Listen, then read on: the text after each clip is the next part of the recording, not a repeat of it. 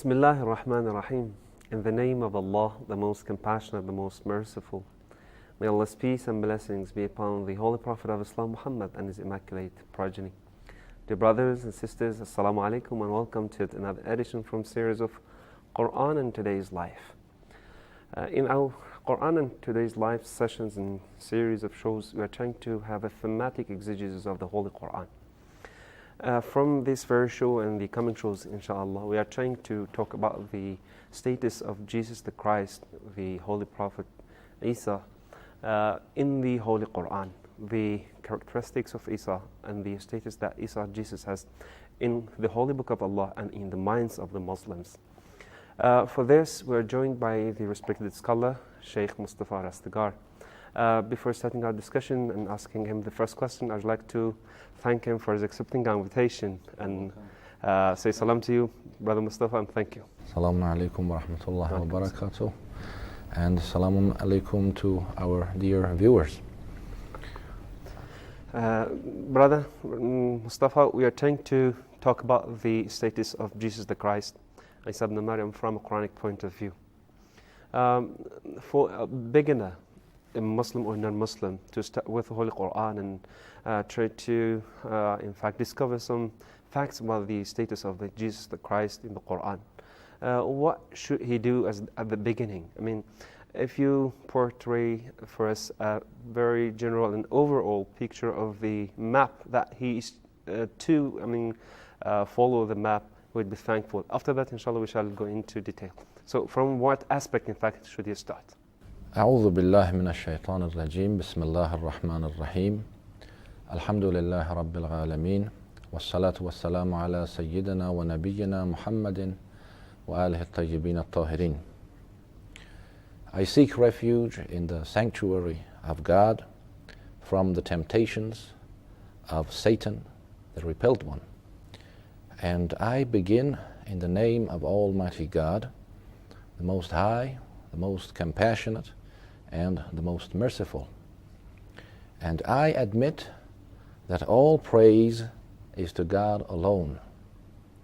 And may God's peace and blessings be upon our dear Prophet and his purified progeny. The topic in this program is Jesus Christ in the Quran. Mm-hmm. Well, it's a very extensive issue. We can talk a lot about it. And in fact, I'm going to have a very comprehensive discussion, inshallah, as to Jesus Christ in the Noble Quran. But I think before diving straight into the details of this discussion, we can have a story, a historical account. I think this is a very good starting point. Mm-hmm. It's a very well-known story concerning the early years of the appearance of Islam. Before the appearance of our dear Prophet Muhammad, peace and blessings be upon him, as the Prophet of Islam in the Arabian Peninsula, and in the early years of his prophethood, of his messengership, in those years, most of the people in the Arabian Peninsula were idol worshippers. No doubt. They were polytheists. This idol worshipping tradition, this polytheistic culture, was a great source of income for the Meccans. From all around the Arabian Peninsula. Mm-hmm. Large amounts of populations traveled to Mecca to pay homage to those idols. In Kaaba and around Kaaba, there were a lot of idols that were objects of worship, or objects of reverence. As I said, from all around the Arabian Peninsula, mm-hmm. The polytheists traveled to Mecca, and in Mecca, they spent a lot of money in the markets. Yeah, true. So, and in addition to that, there were some special rituals in Mecca which demanded the pilgrims to spend money on some special things. And in addition to that, those pilgrims brought with them a lot of gifts for the idols that eventually reached to the elites, So you to the mean authorities. idol-making industry was active then? Yes. Those benefits, those advantages, were for the powerful and the rich of the city of Mecca. True. It was a very booming industry, and suddenly, in the middle of this great industry, a man appears. A great man appears, introduces himself as the prophet of God, and begins to talk against those idols. True. He is very open. He doesn't fear anybody.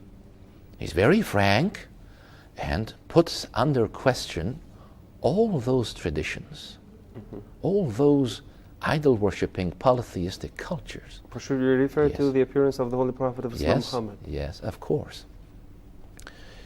The appearance of our dear Prophet, may God's peace and blessings be upon him, was deemed as a grave danger for the elite in Mecca. True. So they started to persecute him. And because he was winning converts day by day, many people were converting to Islam. The danger became graver because of that. So they started to persecute him and his followers. They tortured them, they put them under pressure, and even in some occasions they killed some of the Holy Prophet's followers. In the early years, the Muslims persevered upon the orders of the Holy Prophet. They were patient, firmly, steadfastly, but the conditions grew harder and harder, grew more and more difficult. After 5 years, the conditions became so hard, so difficult, and so intolerable that upon the orders of the Holy Prophet himself, who could not see, he could no longer see his followers being tortured, being persecuted, being killed. Upon his orders, a group of Muslims decided to migrate out of the Arabian Peninsula. Yes. Before continuing, I want to know that this story that you are in fact narrating is totally related to the question that we have, Yes. if I ask at the very beginning of this show, is it? Yes, it might not be so relevant, but I think it's a very good story because later in the story... this is a starting point to Yes, go into yes. the... Yeah. Yes, it's Okay. a very, very important story. Let me go on, Okay, and sure. little by little we Yeah. will reach those points that certainly are relevant, Sure, directly relevant We're waiting, to yeah. the topic of our discussion. True. Well, our prophet ordered the Muslims, a group of about 100 Muslims, about 90 men, 19 women, and a number of children, to go to Abyssinia, to migrate out of the Arabian Peninsula. Interestingly, our prophet described the king of Abyssinia, the destination of the Muslim migrants. His description of that king was this. He said, "Go to Abyssinia, there lives a king who is a just man, who is a man of virtue, a man of justice. Go there. He is a man under whose dominion, under whose protection there is no cruelty, there is no oppression, there is no pressure and persecution." He was a Christian king, you know, a Christian monarch. You mean the Yes. king of Abyssinia was a Yes, Christian, and he the was. Prophet ordered the Muslims to migrate Yes. towards the Abyssinia? Yes, yes. And the reason of this migration? Let me continue. Okay, Yes. before we continue, Yes. because the story I think is quite interesting to be listened, let's have the rest of the story after a very short break. After that, inshallah, we will be with you Inshallah. with the rest of our discussion. We have a very short break. After that, inshallah, we'll be with you and the rest of the story. I think the interesting story, which is totally related to the, in fact, status and, let's say, place of Jesus the Christ in the Holy Quran. We are badly waiting for the rest of this story. We will be with you after a very short break. Please stay tuned.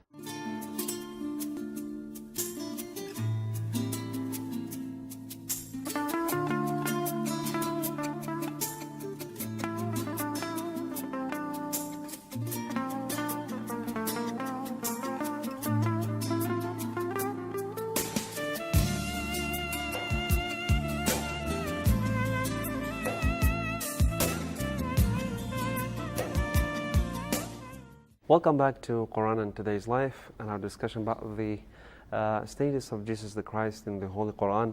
We have been asking the question about the, in fact, status of the Holy Prophet Isa ibn Maryam in the Holy Book of Allah, Al-Quran. And the respected scholar of the show, Sheikh Mustafa Rastiga, was answering our discussion within a story. The rest of the story, I think, was left, and the story was on the migration of Muslims from Mecca to the Abyssinia and on the order of the Holy Prophet. We have been asking about the reason of this migration and the reason of issuing such an order by the Prophet, and the rest of the story is recommended. Thank you very much. Well, if you let me to repeat that historical statement of our Holy Prophet concerning the king of Ethiopia or Abyssinia, it will become completely evident for you the reason why he ordered his followers to migrate to Abyssinia. It is very simple. As I said, our dear Prophet said, go to Abyssinia, there lives a king who is a just man, who is a righteous man, who is a man of virtue. Yeah, you said that. Go there. Under this king's dominion and protection, there is no cruelty, there is no oppression, there is no persecution. This is the reason. So I mean, there was sort of refuge for the Muslims to that? Or yes, it was a because refuge. They have been under some tortures in Mecca? Yes, as I explained, it was a great refuge. Okay. It was a great refuge for them. And Let me continue the statement. Okay, let's go. He said, go there and reside there and wait for the time that Almighty God brings about a better condition for the Muslims in your homeland. Well, the Muslims, upon the orders of the Holy Prophet, set out on a journey to Abyssinia. They sailed across the Red Sea and they landed on the shores of Abyssinia. They were readily accepted by the people there and by the authorities. True. And they started a new life away from the persecutions in Mecca. But back home in Mecca, the polytheists got news of this migration. And they felt deceived. They felt that the Muslims had escaped from their hands, and they feared the spread of Islam, the new religion, the new anti-polytheistic religion, to the neighboring lands.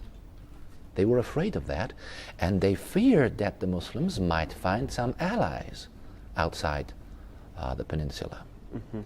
So they gathered together, they held a council, and they decided that the renegades should be brought back home. They chose two men from among themselves. They were Amr, the son of As, who was very well known for his shrewdness, for his cleverness, and he was, by the way, a very eloquent person. And the other one was Ammar, who was a very handsome guy. These two were selected as the representatives or the envoys of the Meccans to Abyssinia. They set out on the journey, they crossed the Red Sea, and they went straight to the royal court of Najashi, So the they, king. They reached there after the arrival of the Muslims to Abyssinia. Yes. After the arrival of the Muslim migrants, they reached to Ethiopia or Abyssinia. They went straight to the royal court of Najashi. Najashi was the name of the Abyssinian king. Of course, it was not his name, it was his title. You know, in Abyssinia in those days, all the kings had the title of Najashi. His real name was Ashama. Ashama. Okay. And according to our tradition, later on, he converted to Islam. Very nice. They went to the court, and before visiting the king, they met with the courtiers, the noblemen and the dignitaries in the royal court, including the military commanders, the ministers, the bishops, the head servants, even the head servants. They met with them. They had brought with them a lot of gifts, partly for those dignitaries and partly for Najashi the king. And they began to talk to them. They told them their story, the story about the Muslim migrants, and they gave them the gifts, and they asked them to cooperate with them, to support them when they would be presenting their case before Najashi the king, and they promised to cooperate. Well, a time was appointed for talking to the Ethiopian king. The king appeared in the court, and all those who were present in the court bowed down, prostrated before the king. But Muslims have not yet, presented themselves to the Najashi. No. Muslims had not been in the royal court yet. Okay. Well, Najashi began to talk to the two envoys. Well, he asked them about the situation, the developments in the Arabian Peninsula. The talk reached this point that Amr said, "O king, a group of our ignorant youth have converted to a new religion. They have abandoned the religion of their forefathers, a strange religion they have converted to, which is neither like our religion nor like yours. Now, and they have escaped from their homeland to your country.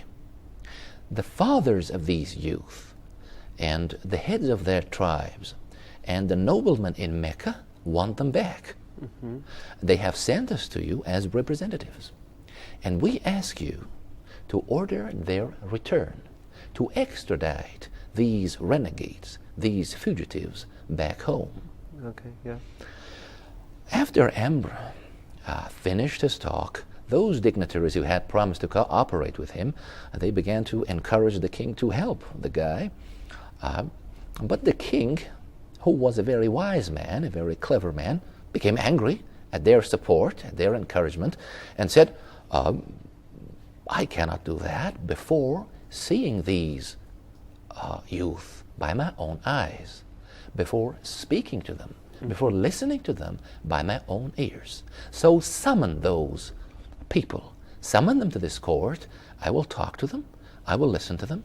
If you're right about them, if they are a bunch of fugitives, renegades, I'll send them back to Arabia.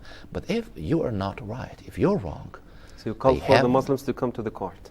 They have the right, yes. They have the right to reside in my country and have a free life. The Muslims were summoned to the court.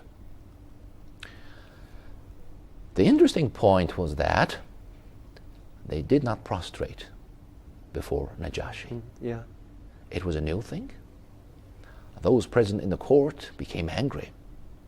One of the bishops became so angry that he shouted at the Muslims. He said, "Prostrate before the king. He is the king of a great country." But Jafar, you know Jafar?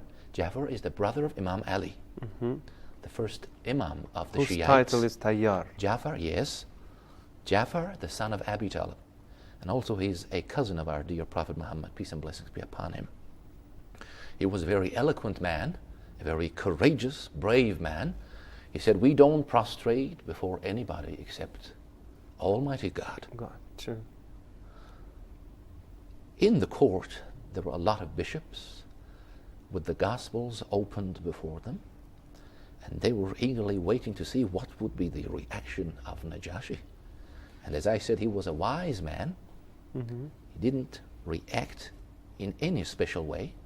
He just asked, "Tell me about your religion.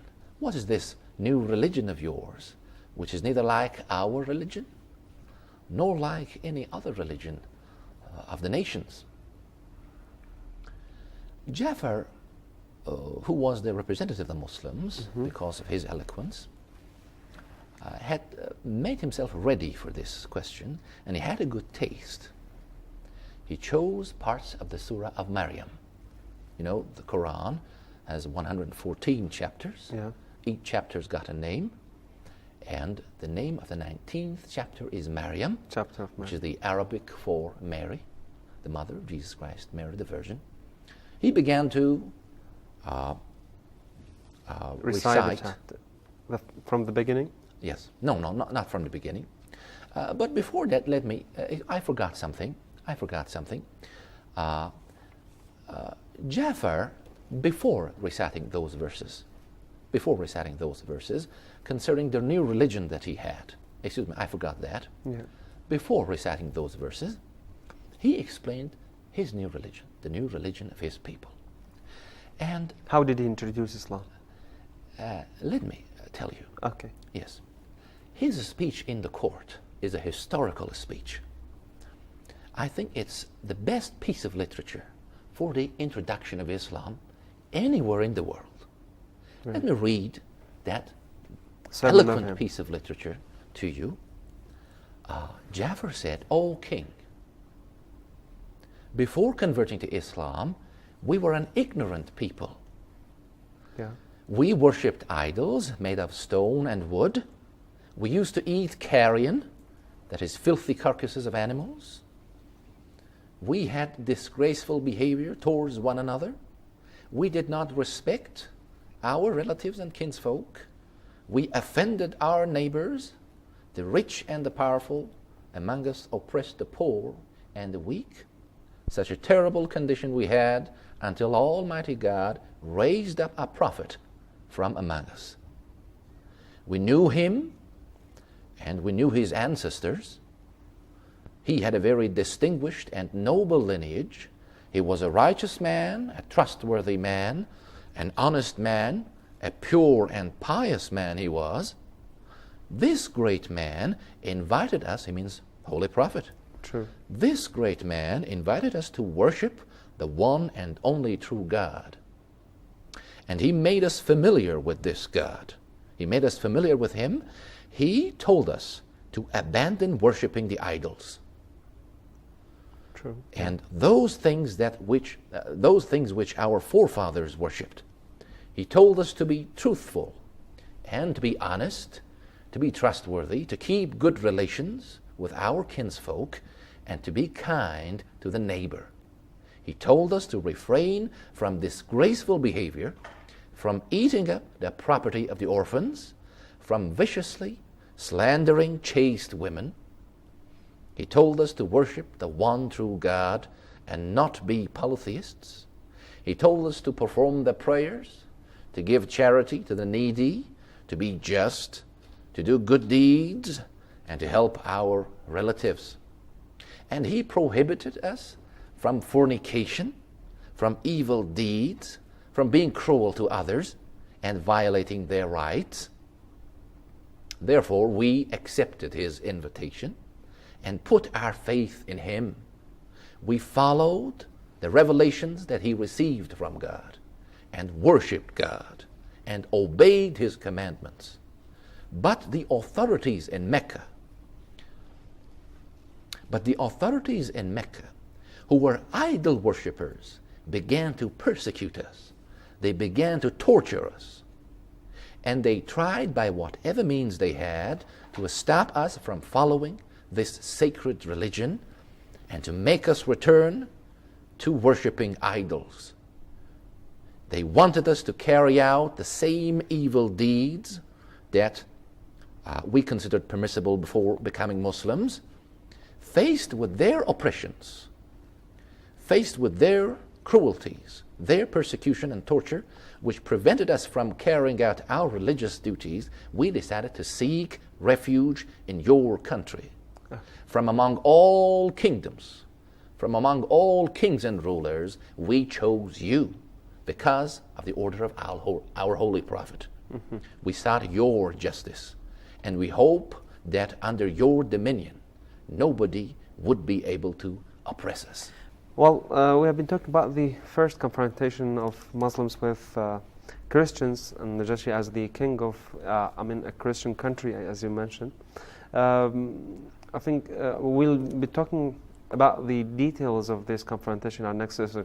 What is left, to be known by the viewers for this session? Yes, as I said, Najashi was greatly impressed. Yeah.